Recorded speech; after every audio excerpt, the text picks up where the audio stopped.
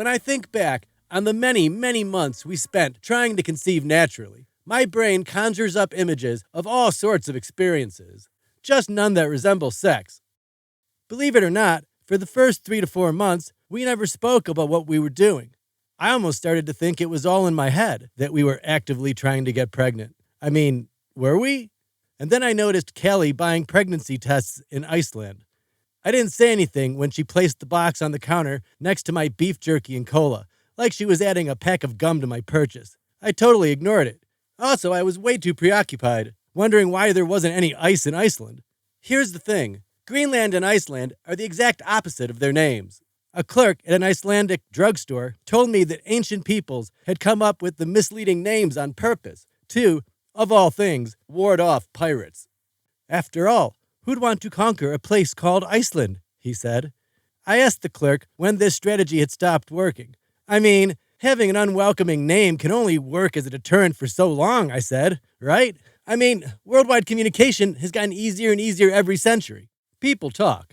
And the clerk asked, when you pulled ashore, what did you expect to find? The truth, I would later learn, is that Iceland's name derived from an old Viking word for island, and it had nothing to do at all with ice or anti-pirate strategies. But the clerk told a good story, and I wanted to believe it. Okay, point taken, I said to the clerk, taking our bag of stuff and raising it sort of like I was making a toast. Have a good one. You too, the clerk said. And good luck. He meant with the pregnancy test. And every fiber of my being wanted to say, thanks, but I didn't say anything. If one day Callie would have come out of the bathroom and handed me a piece of paper with piss on it, while under ordinary circumstances, I'd have been displeased. But if that was the way I'd found out that she was pregnant, I wouldn't have acted differently than if we'd talked about it every day. The problem was, those tests never came back positive. And so, after months of trying to just get pregnant without really talking about it or planning anything out, Callie came out of the bathroom and flicked a piece of paper with piss on it at me and said, okay, this isn't working. That's when we talked. We knew the objective, get Callie pregnant. The only question was how. And so began the research project, or, as I like to think of it, how to take all the fun out of fucking. Sometimes the whole ordeal felt like sailing across the ocean without modern navigation equipment. Like, I remember this one time when, for about 2 weeks, the Pirate Queen 2's GPS went on the fritz, and Captain Mustarian had to navigate according to the sun and the stars, using this instrument that looked like a mathematician's compass and a telescope had given birth to a monstrosity. This sextant, as he called it, calculated the position of celestial bodies above the horizon. Basically, it gave their height in the sky. Then, depending on the time of day and some astronomical tables, Captain Mustarian would chart our position and set course for the nearest island. Islands were always in the most peril from pirates, except if those islands were Iceland. Anyway, we eventually got the GPS up and running again. Captain Mustarian, however, still insisted on checking each GPS reading against his charts and sextant from there on after. I think he just liked the way he looked, standing on the deck, holding that silly old instrument, pretending to steer by the stars, just like his fictional true pirates of old. And after a while, I came to relate. Not because I considered myself a pirate, but because every morning at 9 a.m., I was starting to feel like a sextant myself. Because 9 a.m. was when I checked the position of Callie's cervix. You see, a woman's cervix changes position throughout her cycle. Normally, a woman would check this herself, but Callie's fingers were too small. They couldn't reach. And so I had the pleasure every morning of inserting my finger into Callie as she balanced with one foot on the toilet and the other on the floor. Trust me on this. There's nothing sexual about being a sextant. I'd insert my finger and move it up until I hit Callie's cervix. Most often, it felt like the tip of a nose, but just before and during ovulation, Callie's pussy nose felt like it had been in a fistfight and lost. More importantly, it elevated.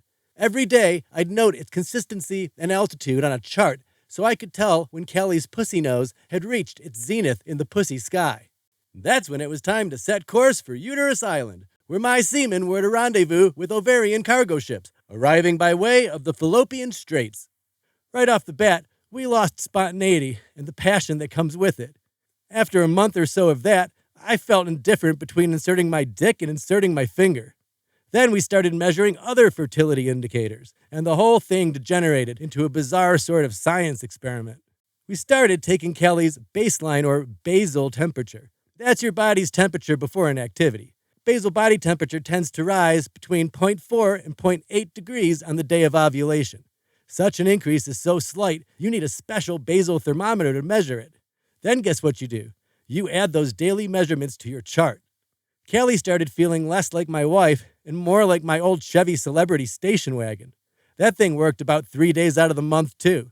The fuel indicator was busted, so I'd write the mileage down every time I filled up, knowing that when the odometer went up 100 miles or so, it was time to refuel. You could say I was charting my mileage. Then we learned about cervical mucus, and the car analogy was complete. Cervical mucus, I'll tell you, it's about as pleasant as it sounds. Produced by the lining of a woman's cervical canal, cervical mucus is like Elmer's glue until just before ovulation, when it turns the color and consistency of egg whites. You check this very much like you check the oil levels of a car, with a dipstick. All these sexual innuendos and nothing sexy about them. I took readings, tried to triangulate via position, temperature, and consistency the optimum time for conception, or to prevent viscosity and thermal breakdown. It was hard to tell.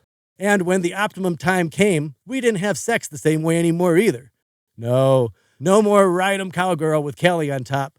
Precious sperm might leak out. No, we reduced our sexual repertoire to missionary and missionary only, with Callie's hips raised so as to prevent leakage. We even placed pillows under her lower back to increase the elevation, kind of like we were jacking up a car. In terms of excitement, I went from feeling indifferent between inserting my dick or inserting my finger to feeling indifferent between my dick and my mechanical finger.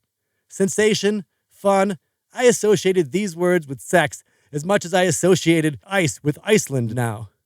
When we came into port, I started trading provisions for Viagra, just to keep on schedule. My libido was gone. Hell, my dick was gone, amputated by routine. And when Callie and I did have sex, every 13th through 15th day of her cycle, on average, you know what the most I could hope for was? Ghost arousal.